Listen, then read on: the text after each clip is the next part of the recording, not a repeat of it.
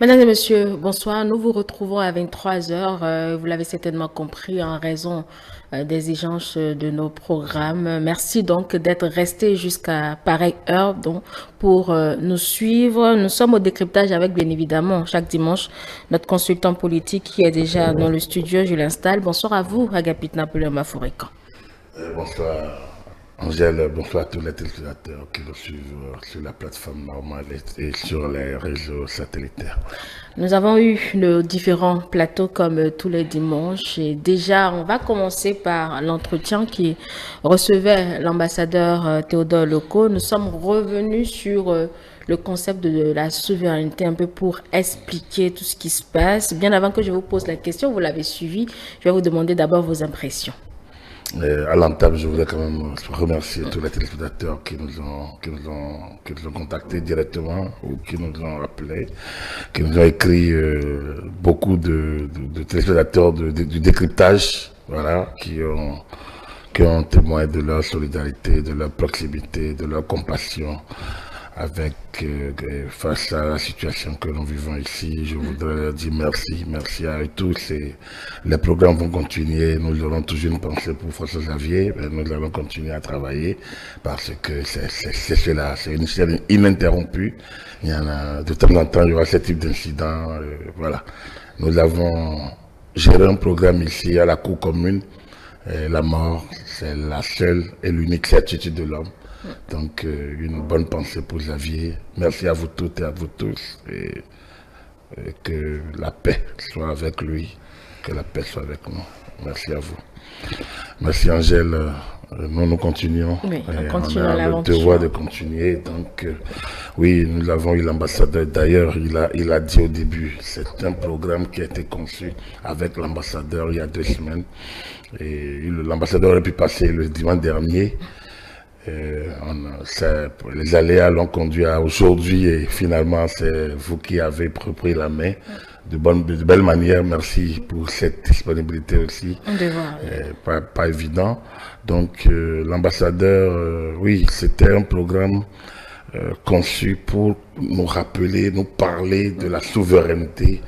Et dans un contexte où nous allons célébrer bientôt, où l'Afrique francophone va célébrer dans beaucoup de pays, je veux dire pas tous les pays de l'Afrique francophone, il n'y a pas le Togo, pas le Gabon, mais beaucoup de pays francophones d'Afrique célèbrent leur accession à la souveraineté internationale. Donc, c'est quoi la souveraineté? C'est quoi l'indépendance? C'est quoi tout cela? Je pense que il n'y avait pas mieux, en tout cas pour nous, pour ceux qui sont disponibles pour nous, que l'ambassadeur local. Franchement, un diplomate, moi je suis bien mal loti, je vais le dire. Je ne suis pas bien placé pour qualifier, pour dire, mais ces talents de rhétoricien sont en norme, je pense que, et de professeur, parce que là, en tant que enseignant, en tant que pédagogie, là, il a assumé.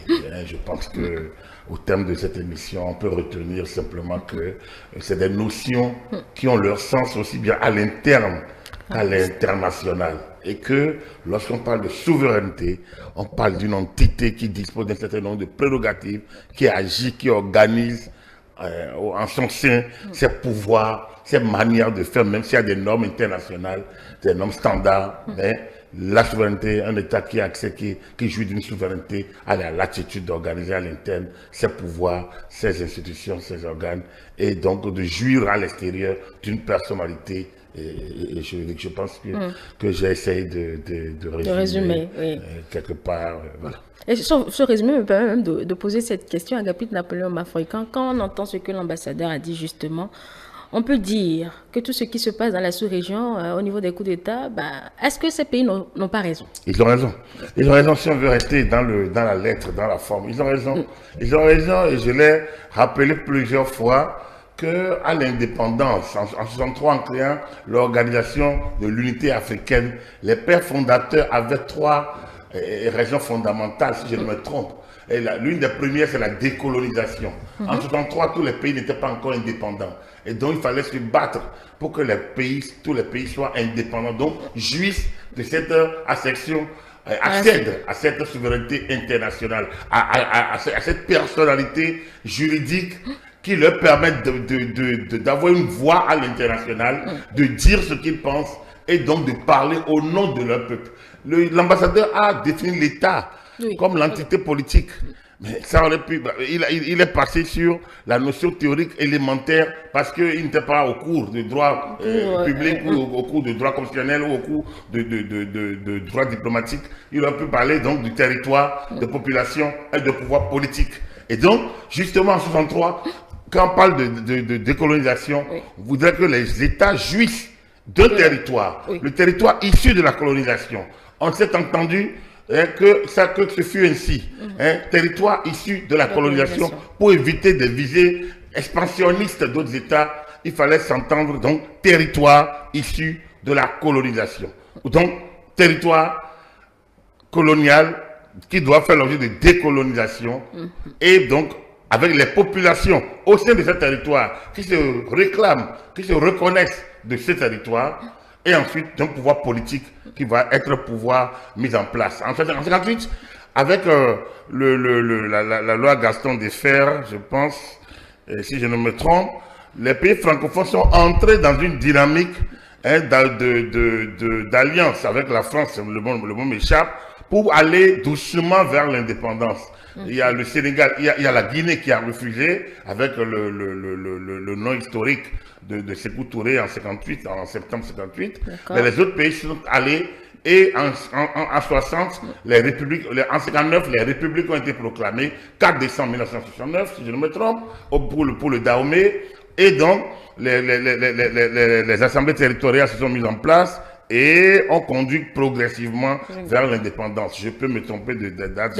Alors donc, mais cela dit, ça veut dire quoi? Que ces territoires coloniaux, en 58, sont allés progressivement pour devenir des territoires indépendants, libres, et donc jouissant d'une souveraineté internationale. Donc je parlais de l'OUA en 63, décolonisation. Ensuite, non-ingérence dans les affaires intérieures des autres pays et le droit à l'autodétermination. Donc, je peux me tromper toujours. Je n'ai pas révisé mon cours de droit avant de venir par ici, mais pour le peu que je garde, c'est un peu ces trois notions. Décolonisation, droit à l'autodétermination, et donc l'autodétermination, c'est quoi? C'est là où il n'y a que les peuples. Un peu, lorsque il y a une petite confusion, les peuples doivent être libres de dire je suis de ci ou de ça. Pas de territoire à conquérir, mais les populations doivent être libres de dire je suis du Bénin ou du Togo, je suis du Bénin ou du Nigeria. Je suis donc, c'est globalement un peu ça si je me trompe. Alors donc, ces trois notions, décolonisation, droit à l'autodétermination et non-ingérence dans les affaires intérieures des autres pays. Alors, lorsque vous prenez la non-ingérence dans les affaires intérieures des autres pays, nous nous retrouvons directement sur la question aujourd'hui que vous me posez. Un État, et l'ambassadeur, on reprend son extrait, je pense que c'est cette première phrase en définissant l'État, c'est l'entité où, au regard des normes internationales, qui est libre d'organiser ses institutions, son pouvoir. Donc, si c'est comme ça, il est évident que lorsqu'à l'intérieur d'un État, on pense que c'est telle organisation qui est meilleure, on y va. Seulement, et c'est le bémol à votre question, il se fait que les années passant de 63 à 90, ça fonctionnait un peu comme ça. Et avec la chute du mur de Berlin, et le passage à l'unipolarité, c'est-à-dire que le monde était bipolaire pendant longtemps. C'est-à-dire qu'il y avait le bloc ouest avec l'Union, avec l'OTAN, les démocraties libérales occidentales avec comme chef de file les États-Unis, et le bloc est avec l'Union des républiques socialistes soviétiques, les républiques, les États qui sont un peu du pacte de Varsovie, et donc du clan Est. Il faut savoir que tout ça, là, ça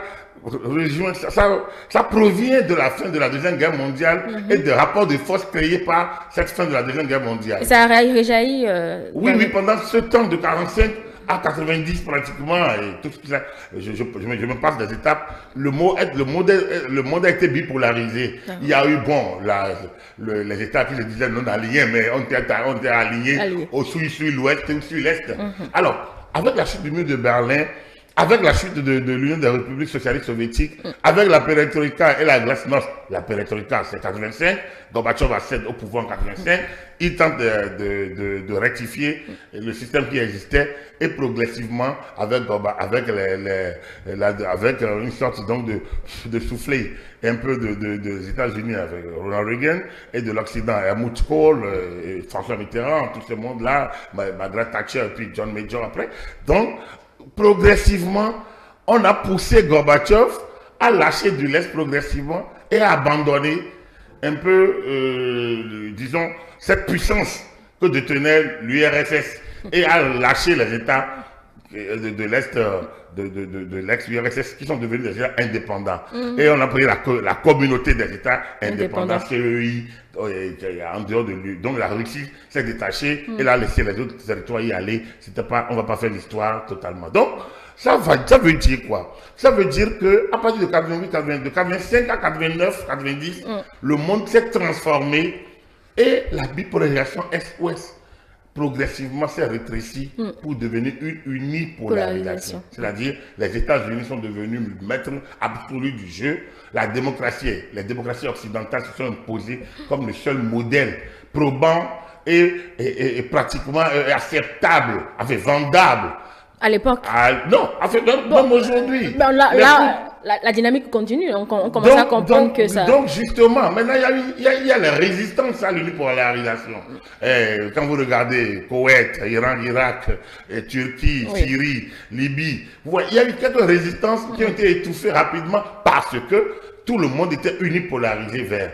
Alors donc, ce qui s'est passé avec le World Trade Center en 2000 fait partie de tous ces éléments-là sur lesquels on pourrait s'attarder. L'évolution exponentielle du terrorisme international avec le djihadisme, l'extrémisme violent, tout ça est venu, disons, s'agripper à un système qu'on a compris désormais comme un système totalement aux mains des Américains. La manière dont l'Irak a été détruit avec Saddam Hussein, il a été arrêté et tué, il faut le dire, assassiné, ou pendu dans les conditions comme on sait, ont choqué certains, même la France de Jacques Chirac et de Dominique de Villepin, Premier ministre, n'a pas aimé cet activisme de George Bush Jr., qui était président des États-Unis à l'époque, l'axe du mal, des histoires comme ça. Donc, tout ça a exacerbé l'extrémisme violent, a créé les conditions favorables. Dans les pays africains, à qui on a dit en 89, en 90, que la démocratie était le formant du développement, qu'il ne peut pas avoir de développement sans démocratie, avec le sommet de la Baule, ces pays africains à qui on a dit ça, beaucoup sont allés, parfois par ruse, avec des constitutions taillées sur mesure, et puis progressivement, ce qu'on a attendu, il y a des partis uniques qui sont transformés en partis dominants de fait. On a créé des partis satellites qui n'ont servi à rien. Et donc, la domination du parti unique a continué. Et progressivement, au début des années 2000, donc 10 ans aussitôt après, on est revenu encore au coup d'État. Les premiers coups d'État avec Dadis Camara ou avec, je ne sais pas comment dire, des coups d'État salutaires. Alors, dès qu'on a commencé par des coups d'État salutaires, on est allé progressivement jusqu'à tomber à la situation d'aujourd'hui.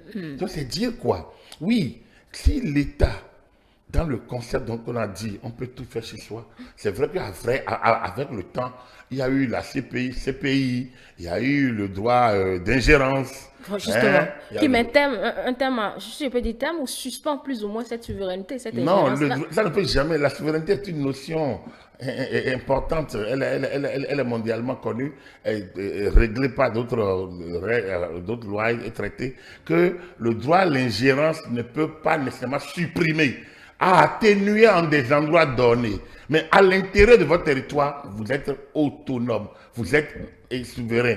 Ça veut dire quoi? Il y a des chefs d'État qui sont sous le coup de condamnation, de poursuite. Mais quand ils sont sur leur territoire, rien ne peut leur arriver. Il y en a qui sont sous le coup de poursuite, mais quand ils vont sur certains territoires, ils refusent d'appliquer. Et d'ailleurs, vous allez voir, les Nations Unies se sont installées à New York. New York devient capitale mondiale. Si bien que des gens interdits d'accès aux États-Unis reçoivent parfois le visa pour aller à New York au QG des Nations Unies pour délivrer leur message, mais les Américains ne sont pas prêts à les accueillir. Donc, ils ne peuvent pas aller au-delà de New York parce que New York est devenue, c'est la capitale mondiale. C'est vous dire simplement que tout ça là est réglementé. La souveraineté demeure la souveraineté et chaque État a compris. Alors, vous pouvez ne pas avoir l'aide à l'international. Pendant longtemps, le Togo a appliqué sa politique. On a dit conférence nationale, le Togo a fait la conférence nationale. Après, on lui a dit non, il faut suivre ça. On lui a suspendu l'aide. L'Union européenne a suspendu son aide. On dit il faut faire les élections. Donc, le pays a essayé plus ou moins de le faire. Et puis, a fini par regagner encore la confiance. Mais est-ce que de manière substantielle, est-ce que la politique togolaise a vraiment évolué? Depuis 1963, il y a des mailles au pouvoir. Il est décédé en 2005. Son fils est là et continue. Alors, et pourtant, ils sont en démocratie. Ils organisent depuis 91, 92. Le Togo organise des élections régulièrement avec des partis d'opposition. Donc, on ne peut pas dire toutes les conditions de fait d'une démocratie sont réunies. Le système politique est connu. Et pourtant, il y a une domination de fait qui est là et qui doit faire réfléchir. D'où la résurgence des coups d'État dans certains pays qui affaiblissent progressivement les organisations internationales. Ces organisations ont acquis progressivement suite de 90 à 2010 des pouvoirs un peu observation des élections, parfois des pressions, parfois des condamnations, mais progressivement tout ça là s'est atténué parce que ça ne débouche sur rien de concret. Et donc, on peut dire qu'aujourd'hui, on est en train de revenir à la case départ. Voilà. Vous avez fait appel tout à l'heure à l'aide à l'international. Est-ce que parfois, pour cette aide à l'international, les États pauvres ne suspendent pas plus ou moins leur libre choix à capital africain? Je ne voulais pas du Togo. Bien sûr. Bon, pourtant, le Togo n'a pas suspendu sa souveraineté. Oui, c'est-à-dire que, puisque la démocratie a des règles, ces règles ont des failles. Moi, j'ai toujours l'habitude de dire que la démocratie, c'est la meilleure dictature au monde. Et quand je le dis, les gens disent non, mais pour moi, la démocratie, c'est la meilleure dictature au monde. Parce que, quand moi je compare les systèmes centralisés, un peu comme en Chine, comme nous avons connu ici au Bénin, je dis, mais à l'interne, c'est vrai qu'il n'y avait pas plusieurs partis, mais à l'interne du parti, il y avait des grands débats. Les gens pouvaient faire passer ce qu'ils ont envie de dire et ils le disent, parfois de manière à l'intérieur, au niveau plus bas. Les gens avaient des débats qu'ils faisaient. Moi, j'ai vécu ça un peu au niveau local, au niveau départemental, mais ce n'était pas aussi à l'Assemblée nationale révolutionnaire. Les débats étaient tendus. Et pourtant, il n'y avait pas plusieurs partis. Mais vous avez la possibilité de poser des questions, de contrarier, de contredire, de dénoncer avec preuve.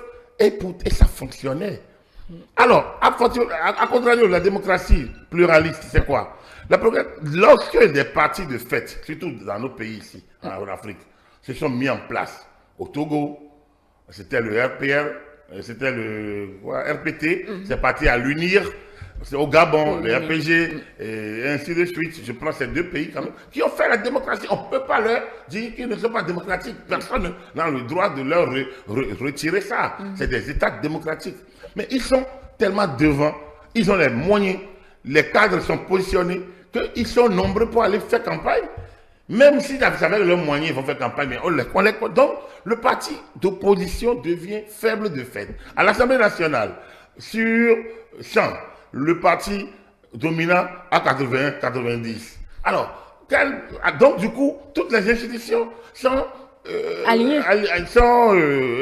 placées sous l'ordre du parti. Alors, comment vous voulez qu'ils soient suffisamment, même si les personnes jugent de manière autonome, mais ils sont de ces partis-là. Alors, on ne peut pas leur demander l'impossible. On est dans un monde d'intérêt, que ce soit américain, que ce soit la Cour suprême américaine. Pourquoi les gens sont parfois frileux par rapport à qui va rentrer lorsque l'un décède?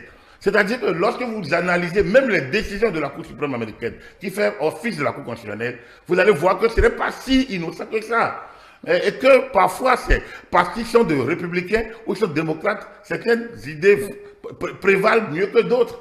Alors donc, tout ça est complexe à comprendre à un peuple d'analphabètes, indigents parfois économiquement, mais parfois indigents intellectuellement. Lorsque vous parlez français déjà, que vous ne comprenez pas totalement, et que certaines notions vous dépassent, comment vous voulez aller au bout?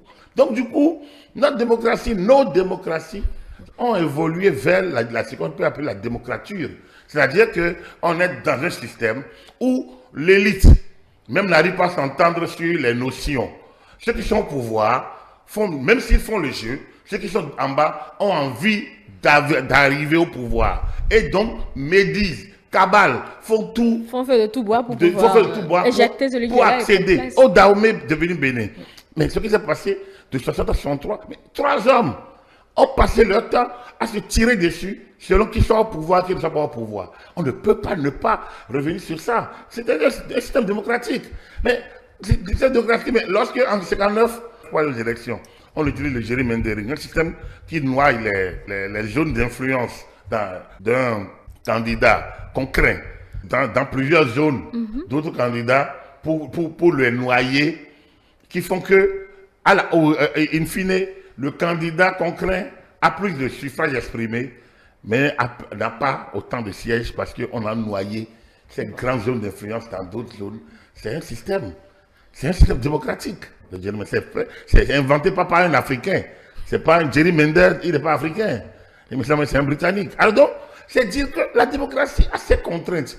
C'est pour moi un système pour des gens d'un certain niveau élevé d'analyse, de compréhension, de discussion, même d'accomplissement. Mais lorsque vous n'avez pas ces notions, il faut des systèmes avant-gardistes. Mais nos rhétoriciens, grands théoriciens de la démocratie nous ont dit non, cette démocratie, c'est aller aux élections, suffrage universel direct. Nous y sommes. On l'a expérimenté de 90 à aujourd'hui. Regardez les pays francophones d'Afrique, combien sont réellement régis. Il n'y a que encore le Bénin qui fait l'effort de tenir. Et là encore, ça râle de toutes parts. Même quand le système est bien conduit, ça râle de toutes parts. Personne ne veut se sentir vaincu dans les autres systèmes centralisés. Là, tout le monde est là, on se chamaille, mais il y a une direction de la base vers le sommet qui fait que le pouvoir est partagé. Or, et par tous ceux qui ont envie de contribuer au développement. Ici, tu gagnes 58% et 48% contre 52%.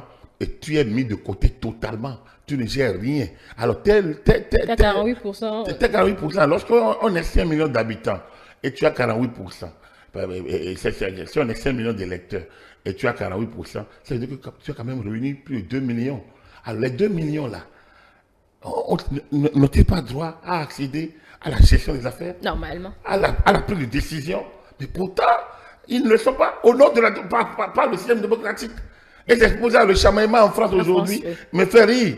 J'ai dit, mais ils sont rattrapés par le système. Quand Marine Le Pen, qui a 10 millions d'habitants, 11 millions d'électeurs, n'arrive pas à placer même pas une personne au niveau donc de l'Assemblée nationale. Quand le Marine Le Pen, plus la France Insoumise ou bien le nouveau Front de gauche, n'arriveront pas à gouverner, et c'est le parti central, celui qui est venu deuxième, qui va aller rafistoler, mais on est dans la démocratie. C'est cela. Mais il parle de déni de démocratie. Oui, mais justement parce que le système est bâti pour ça. Est-ce que c'est le meilleur au monde? Moi, je ne pense pas. Ce qu'ils appellent la démocratie libérale, on doit lui opposer la populaire. Mais quand vous le dites, on dit ça, c'est la dictature. Qui a imposé, qui a classé ça comme ça? C'est l'Occident. C'est pas si évident. Bon, d'autant plus qu'elle-même subit cela, je pense qu'elle va reclasser. Non, il ne peut pas reclasser parce que il y a des notions que beaucoup de théoriciens de sciences politiques ont tellement. Vous voyez, ce qui s'est passé en 2019 fait partie de ces notions que les gens finissent par quand ils perdent le Nord, alors on ne sait plus, on sait plus où on va. Lorsque on se retrouve avec deux partis qui vont aux élections, ici au Bénin, on dit quoi? Parti. Assemblée monocolore. Voilà. Allez chercher dans les notions de sciences politiques ou de droit public. C'est quoi le monocolore? Ça n'existe pas. C'est unicolore. Non, il n'y a pas d'unicolore. Il y a eu deux partis qui sont allés aux élections. Comme aux États-Unis, deux partis vont aux élections. Qui s'entendent, deux partis qui parlent la même voix. Il n'y a pas de même voix. Il y a deux partis. Il n'y a pas de monocolore. Il n'y a pas une couleur. Les deux partis n'ont pas le même logo. Les deux partis n'ont pas les mêmes idéologies. Même si n'ont pas les mêmes directions. Les deux partis, donc, c'est des notions qui embrouillent. Même si on peut comprendre, les deux partis, déjà à l'interne, vous prenez l'UPR, déjà à l'interne, il y a des variantes, des courants, des penchants, des sensibilités. Vous prenez le BR, à l'interne, il y a des courants, des variantes, des penchants. Je vais passer tout le monde soutient Patrice Talon, qu'ils sont monocolores. Non. Et déjà parce qu'on soutient Boni Yahi, qu'on est en démocratie. Non. Vous voyez, c'est des limites à la démocratie. C'est des limites à la compréhension de la démocratie. À mon humble avis, hein, dès lors qu'ils sont deux, et de manière significative, nous sommes déjà en démocratie. Et ce qui est passé, c'est qu'il y a des règles. Alors quand les gens ne respectent pas les règles, quand ils sont de l'opposition, on a envie que, bon, on brime les règles. J'ai entendu en 2019, on a demandé que Patrice Talon veuille même une de l'ordonnance pour stopper l'opposition en cours et imposer la présence de l'opposition. Mais dans quelle notion de droit public ou dans quelle démocratie on voit ça? On ne veut que le chef d'État s'ingère dans une organisation qui lui échappe par le fait de la loi. Et tout le monde, des scientifiques, des rhétoriciens, des religieux, tout le monde s'est mis à écrire pour demander ça. Et ça veut dire quoi? Donc c'est tout ça qui annule la compréhension, embrouille le peuple à la base et nous ramène au désordre de coups. Les putschistes ont les bonnes théories. Quand ils arrivent, avant de venir, ils rédigent, ils prennent appui sur ces limites, sur ces cacophonies. Et ils mettent ça devant pour justifier leur push. Ils ont le soutien tout au moins visible de la population. Oui. Et alors, justement, donc au lieu de parler il faut combattre le push, il faut dire quels sont les tenants et aboutissants. Et on va revenir à la classe politique qui n'arrive pas elle-même à comprendre et à choisir le modèle qu'il faut choisir. Un État, il est souverain. Dès lors que les standards internationaux sont respectés, il n'y a pas de raison. On dit l'accession au pouvoir par les urnes, d'accord. Et quand il y a des ordres, est-ce que l'international arrive à mettre fin au désordre à l'interne?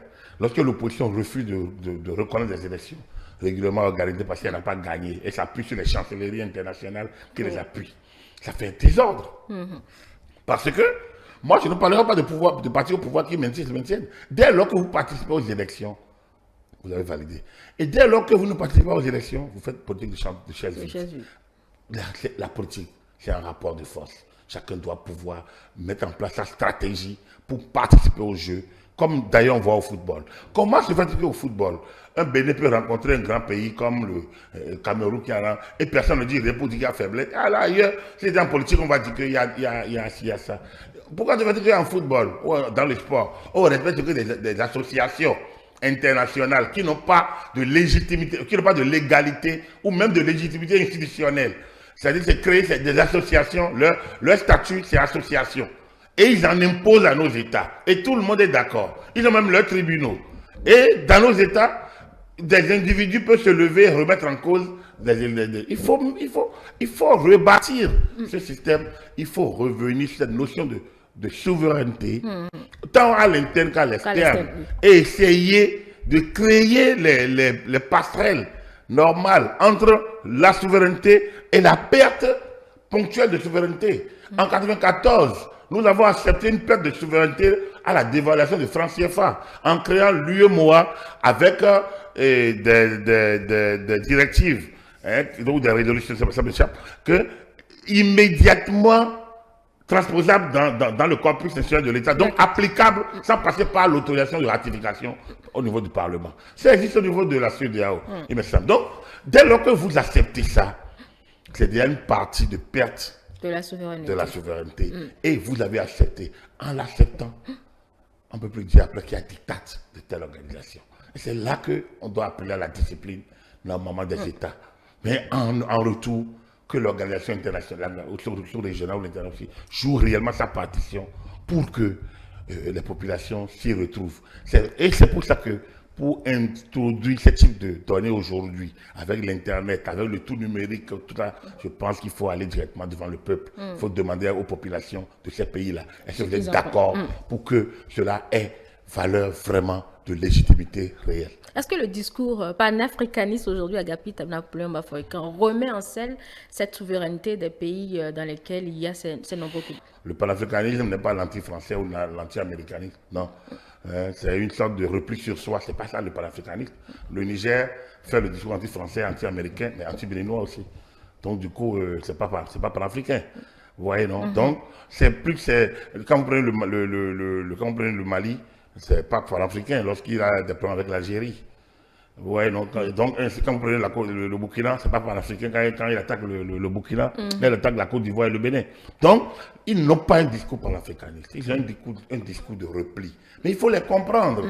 Ils exploitent les faiblesses de l'instant pour asseoir leur pouvoir à l'interne. Parfois, ils ont des rhétoriques uniquement utiles pour l'interne, pour maintenir les populations. Mais aujourd'hui, avec le numérique, avec les satellites, il n'y a plus de discours à l'interne. Donc parfois, ça vient à l'externe et ça braque tout le monde. Moi, je pense qu'avec le temps, qu'il faudrait comprendre, le nouvel ordre mondial doit être repensé, enfin, réappréhendé par les acteurs de la société internationale, par les acteurs, les analystes, parce qu'avant, on pouvait dire tout ça là, à l'intérieur des territoires, sans que ça aille vers ceux qui sont dans les pays limitrophes. Aujourd'hui, lorsque un État, n'importe lequel, le tout plus petit, prend une décision, tous les États du monde entier ont connaissance et agir, et peuvent interagir ou rétroagir. Enfin, interagir. Donc, on n'est plus dans ce monde où les médias contrôlaient, où le téléphone rouge seul suffit pour régler les questions que les ministres... Aujourd'hui, le moindre mouvement est connu de tout le monde. Dès lors, il faut repenser. Sinon, on ne peut plus... Il n'y a plus de conseil des ministres. Avant ça, certains disaient les décisions.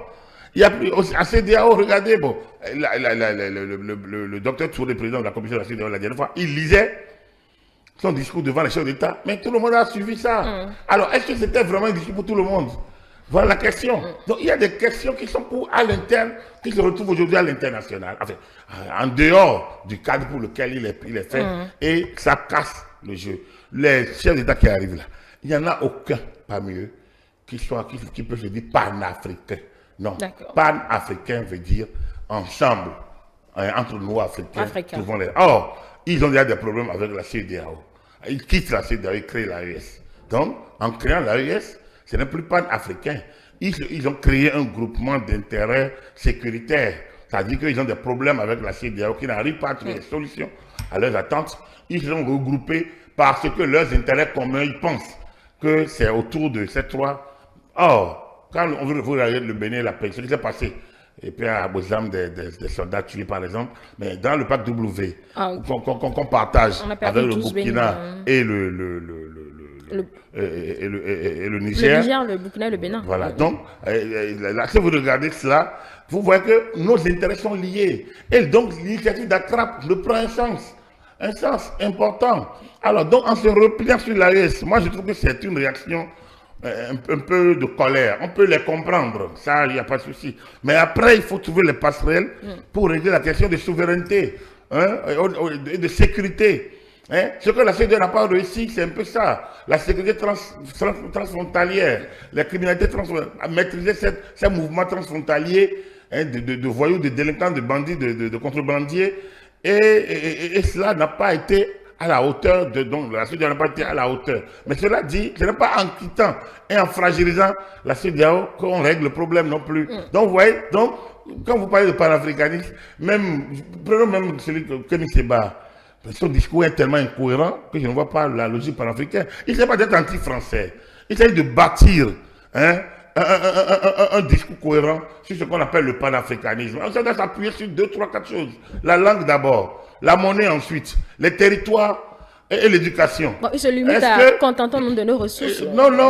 Non, même le discours programme du centre 1972, qui est pour moi un discours fondateur et qui continue de m'inspirer, même ce discours qui dit qu'on compte d'abord sur nos propres forces, sur nos propres ressources, n'est pas un discours panafricain. C'est un discours indépendant. C'est un discours de prise en charge de soi. Mais ce n'est pas un discours panafricain. Donc, il ne s'agit pas que quelqu'un dit anti-français, abat le colonialisme, l'impérialisme, on dit qu'il est panafricain. Non. Malheureusement, c'est ça. Non, c'est pas ça. Il ne faut pas accepter ça. Il ne faut pas le répéter parce qu'il répète. Moi, je dis le discours panafricain doit s'appuyer sur un certain nombre de logiques.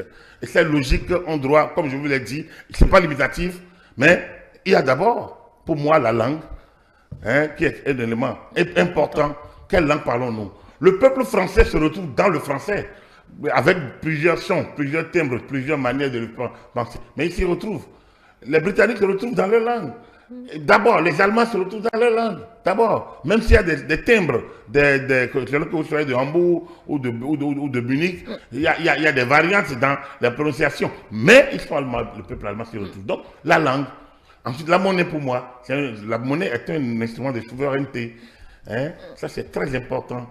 Ensuite, les territoires, où sommes-nous? Et enfin, peut-être, pour moi, l'éducation. Qu'est-ce que nous prenons? Alors, si nous envoyons nos enfants à l'école française, si pour aller nous soigner, on va en France ou aux États-Unis, si pour aller en vacances, je veux dire, aux soins, en vacances et autres, c'est là-bas qu'on y va. On ne crée pas les conditions de rester chez soi, d'éduquer nos enfants sur les logiques de chez soi. Moi, il m'est arrivé de poser des questions à des étudiants, même à des collaborateurs qui connaissent ceci, qui connaissent cela, mais très peu. Demandez aux gens de vous citer si un président du Bénin en dehors de Soglo, de 82, donc avant 90, vous n'aurez pas, systématiquement, au niveau de la jeunesse. Vous ne verrez pas ça. Demandez, bon, peut-être avec Internet aujourd'hui. Avec aujourd'hui Internet, mais de l'histoire du Bénin, l'histoire de l'Afrique. Combien de jeunes africains peuvent... Alors, celui qui dit panafricain, est-ce qu'il connaît l'histoire? Est-ce qu'il connaît la géographie? Est-ce qu'il connaît... C'est de ça qu'on parle.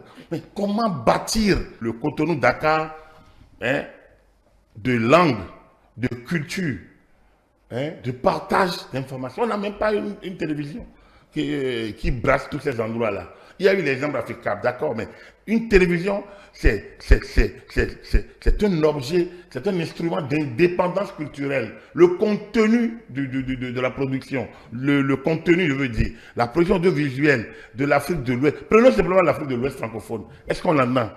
Pour que, en dessous, ce n'est pas Canal+. Canal+, c'est qui? Bon, il y a toute l'Afrique. Africa 24. Africa 24, non, Africa 24. Elle est installée où? En France. Bon, donc quand vous créez ça, vous vous rendez compte que, bon, il ne s'agit pas de faire de la communication politique. Il s'agit d'avoir... Et lorsque nous avons voulu faire la promotion du Bénin, on est allé où? À plus sur le canal. Oui. Alors, c'est là le vrai problème que nous avons. C'est le problème que nous avons, ça, en Afrique. On y a A+, Ivoire, A+, Bénin, et ça nous donne quoi? Ça nous donne les programmes sur Canal+. Si Canal+ a des problèmes, c'est que nous sommes bloqués.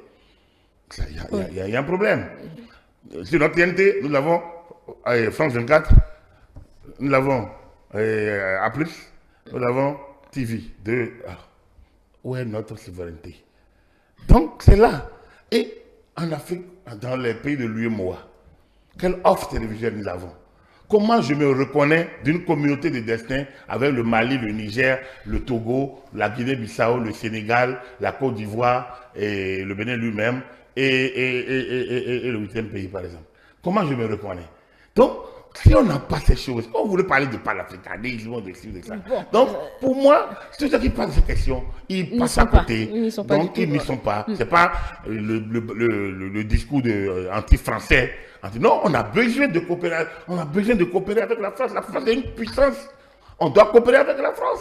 On doit coopérer avec l'Allemagne. On doit coopérer avec la Grande-Bretagne. On doit coopérer avec les États-Unis. En égalité d'intérêt. C'est-à-dire, je trouve mon intérêt, tu trouves ton intérêt, on coopère. Oui. C'est ça. Donc, il ne s'agit pas d'attaquer les Français. Les accords de coopération qui avaient eu lieu, ont eu lieu où les rapports de force étaient français. Entre-temps, ça a évolué. Alors, donc, rompre les accords de coopération n'a rien de mauvais. Et c'est là que moi, j'apprécie Diomaye Faye, le président sénégalais, oui, qui, après la rhétorique qu'il a conduit au pouvoir, a été très clair. Ça va se faire. Progressivement. Les gens s'attendaient à ce qu'il aille avoir un discours anti-français. Il a eu le discours convenu, le discours d'un haut responsable, le discours d'un responsable politique. Je pense qu'il a fait la leçon à beaucoup, parmi ceux qui se disent panafricains. Je pense qu'il a ramené à l'ordre, même dans son propre camp, ceux qui pensaient qu'il pouvait faire une révolution. Et les gens les critiquent justement. On ne fait pas une révolution à la matière, ça ne peut pas marcher. Voilà, on retient à Agapit Napoléon Bafouagan que la souveraineté est un concept. Je suis patron chez moi. En respectant les règles et les standards internationaux, je suis patron chez moi. J'organise comme je veux chez moi. Je dis, mais en respectant les règles, les standards internationaux. Il y en a au niveau international. Donc, maintenant, puisque je suis libre d'adhérer aux standards internationaux ou pas, je ne peux pas commencer par tuer les gens. Il y a une règle en matière de l'humanité. Donc, vous voyez, les stigmatisations des minorités, Oui, ça évolue un peu. Alors donc, si je le fais chez moi, c'est que je me refuse à coopérer avec l'extérieur. Si je sors, on peut me l'opposer. Donc, il y a un équilibre à faire, hein, entre je suis libre chez moi et les règles standards internationaux. Mais en dehors de ça, la souveraineté est aussi simple. Elle est de l'intérieur et elle agit sur l'extérieur. Voilà. On va évoluer à Agapit Napoléon Bafouréquin et en venir maintenant à cette séance de travail à laquelle nous avons assisté. Vous avez lu et vu cette délégation nigérienne venir au Bénin pour donc finalement discuter avec le Bénin. Je posais cette question ce matin aux duellistes.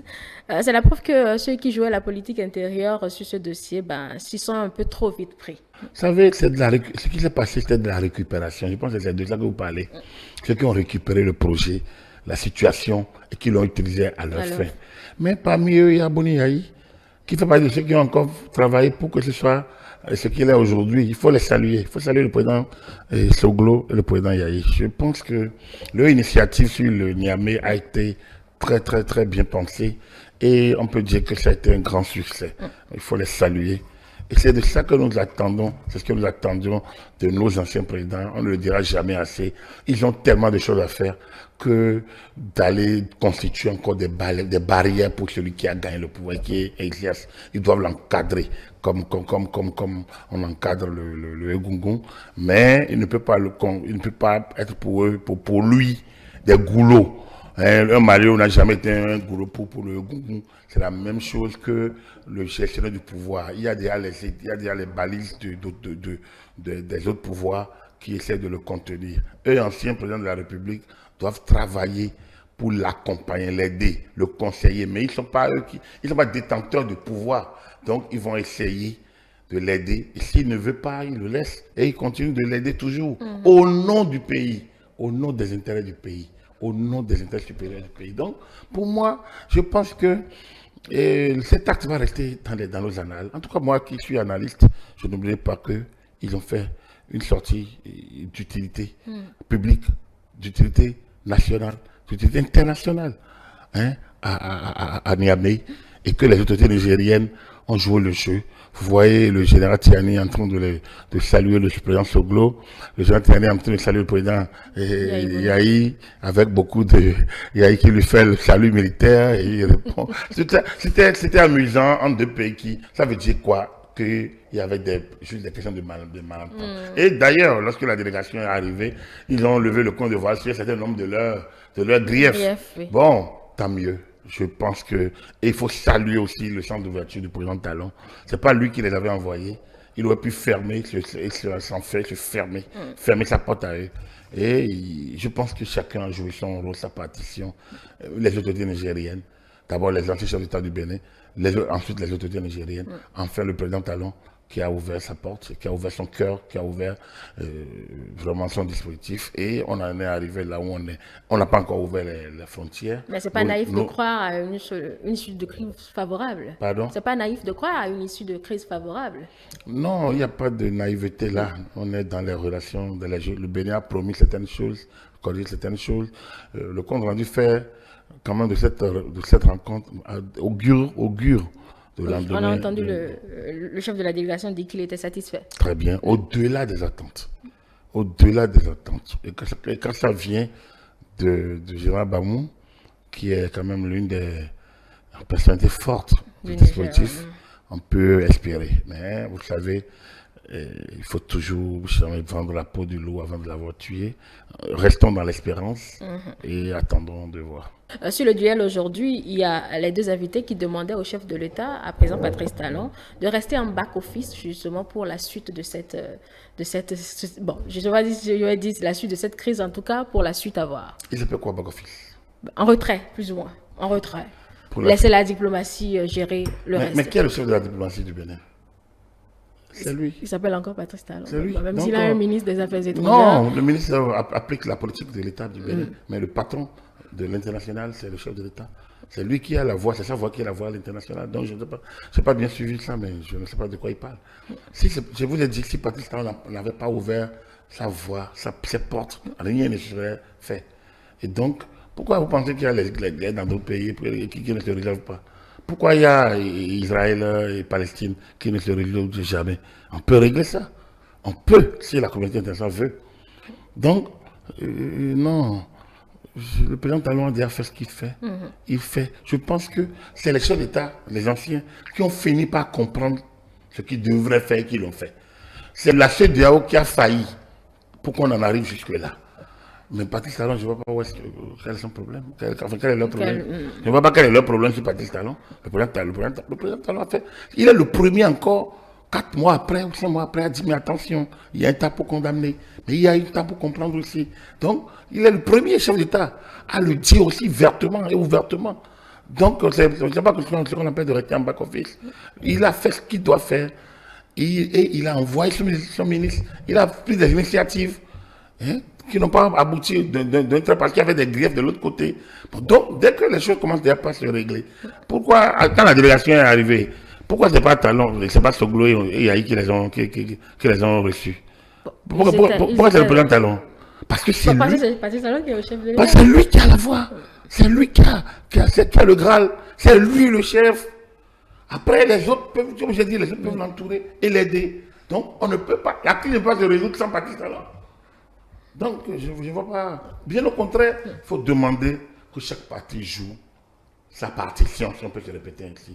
Fait ce qu'il doit faire pour qu'on en arrive à un aboutissement heureux. Le blocage ne vient pas du Bénin. Le Bénin a fait. Le principe, ouais, je vous ai dit qu'aujourd'hui, les choses tournent tellement que tout le monde se perd. Le Bénin fait ce qu'il doit faire. Le Bénin n'est pas comme le taux. Si le Bénin était comme. Si c'était le Mali. On n'a pas de frontière directe avec le Mali. Le Bénin n'aurait pas fermé la frontière. On n'aurait pas eu les problèmes qu'on a.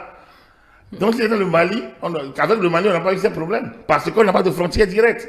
On a eu des problèmes avec le Niger parce qu'il y a eu affaire de fermeture de frontières. Et on a exécuté ce que la CEDEAO. On reproche à partir de respecter notre signature à l'international. Donc, vous voyez, c'est cette question de souveraineté mal comprise. Et aujourd'hui, on ne sait plus où est la norme. La parole donnée est une parole sacrée. Et on doit apprendre à la jeunesse, et pour la décision de demain, que lorsqu'on a posé sa signature, c'est pour les respecter. C'est que il faut qu'on repense ces choses. C'est pour ça que je dis, parfois il faut aller maintenant au référendum, il faut aller questionner les populations directement, parce qu'il est quand même anormal qu'on signe des choses et qu'après on décide et on dit non, comme on est limité, on est pays limité, on ne doit pas appliquer. Si j'ai signé, c'est pour appliquer. Donc, Patrice Talon a appliqué ce qu'il a signé. Bon, peut-être désormais, on peut dire, bon, les prochaines fois, les pays limitrophes, on peut les absoudre pour qu'il n'y ait pas de problème. Parce que la CEDEAO n'a pas été en mesure de régler la question. C'est un cas d'école qui fera peut-être l'objet de débats, de discussions. Tout comme un cas en France, c'est qu'on a fini les élections législatives et que le président de la République ne mandate pas le parti ou le groupe majoritaire de former un gouvernement. D'habitude, c'est ce qu'on fait, on mandate et on constate que le groupe a échoué. On lui donne un délai, un ultimatum. Mais ici, le président garde la main. C'est-à-dire que c'est cela la souveraineté aussi. Alors, donc, il ne faut pas qu'on s'embrouille sur les notions en la matière. Le chef d'État fait ce qu'il doit faire. Il se fait qu'il y a eu d'autres développements qui méritent qu'on s'arrête et qu'on analyse pour que les prochaines fois, on réfléchisse également. Trop bon, trop cuillant, dit-on. Il ne faut pas qu'on soit toujours trop bon. Et on finit avec ce débat sur la tournée gouvernementale. Ce qui a surpris plus d'un, c'est la posture de Distel Amoussou qui ne comprend forcément pas ce que maires, députés et autres font dans la tournée. À la limite, il demande à ce qu'on change de nom à la tournée, qu'on ne parle pas de tournée gouvernementale, mais de tournée de la majorité présidentielle. Mais Distel Amoussou est dans son droit. Il est de la majorité, justement. Pardon? Il est de la majorité. Non, mais c'est un citoyen. À défaut, après qu'on soit bien qu'on soit de la majorité, on est d'abord un citoyen. Oui. Et puis, il ne dénie pas à cette tournée son opportunité. Non, il n'a pas déconstruit. Voilà, il n'a pas dénié à cette... Mais il parle de... Est-ce qu'on n'a pas de tournée gouvernementale? Moi, j'ai entendu tournée de réduction de comptes. Moi, je n'ai pas entendu gouvernementale. Je n'ai pas entendu gouvernemental. J'ai suivi La partie premier arrondissement par la cour avec le maire Charles Tokol, le ministre Adambi et ça j'ai suivi ça. Enfin le député Charles Tokol, l'ancien maire. Donc j'ai vu ça avec le maire de Parakou, le député Tokol et le ministre Adambi et d'autres. Je les ai vus, mais il me semble qu'ils n'ont pas eu de tournée de reddition de comptes. Je n'ai pas entendu de tournée gouvernementale. Je n'ai pas parlé, elle n'est plus gouvernementale dès lors que ça va dans les arrondissements, dans les villages et autres. Et c'est la majorité. Encore que, c'est pour expliquer, la majorité explique ce que le gouvernement fait. Les députés de la majorité, tant que ce n'est pas un travail parlementaire qui est commandé, les députés de la majorité, les députés viennent d'un parti qui soutiennent le gouvernement. Donc, sur le terrain, c'est logique qu'ils parlent au nom de la majorité au pouvoir. Donc, du camp majoritaire. Mais ce n'est pas je pense qu'il faut dissocier ces choses. C'est la majorité présidentielle. En fait, je pense que je suis dans le concept de Distel, à mon humble avis. Je suis dans le concept de Distel. Les députés ne font pas partie du gouvernement. Donc, du coup, ils ne sauraient être associés aux tournées gouvernementales. Par contre, le chef de l'État et sa majorité peuvent décider d'aller expliquer le travail qu'il fait. Lui, en tant que chef de l'État, chef de gouvernement.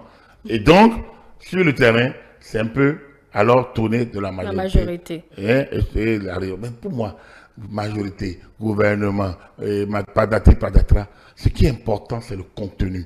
C'est d'aller en bas, c'est de descendre et expliquer ce qu'on fait pour déconstruire les campagnes d'intoxication, de désinformation, de malinformation. Et ça, moi, je salue le travail que ces équipes font, d'aller, ils n'ont qu'à aller, même dans les hameaux. C'est-à-dire qu'au-delà des arrondissements, c'est d'aller plus bas, le plus bas possible. Le peuple a besoin d'informations et non de désinformation. Le gouvernement doit trouver les mécanismes et les moyens pour informer ces populations, même dans les contrées les plus reculées. Ce n'est pas pendant la campagne électorale qu'on va vers les populations. Il faut aller leur expliquer ce qu'on fait. Moi, j'ai expliqué à quelqu'un comment on peut avoir le casier judiciaire en ligne. La personne n'a pas cru. Elle a tenté et on lui a répondu et la personne était surprise. Donc, il y a beaucoup de choses. Elle n'est pas au Bénin? Mais attendez, vous pensez que tout le monde... Vous voyez, ça dépend des penchants de chacun. Ça vous a surpris. Et pourtant, c'est dans Cotonou ici. Moi, j'ai plus mis pied au tribunal, ça fait très longtemps. Voilà. Et donc, vous comprenez qu'il y a à dire, à redire.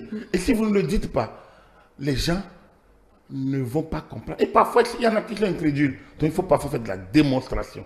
Moi, je pense que c'est comme ça qu'il faut faire. Aller plus loin, encore plus loin. Et descendre dans les cibles. Bon, c'est vrai que c'est une affaire de moyens. Sinon, c'est de porte à porte pour expliquer. Et s'asseoir, faire de la causerie, discuter, prendre les requêtes, à les analyser, les retourner.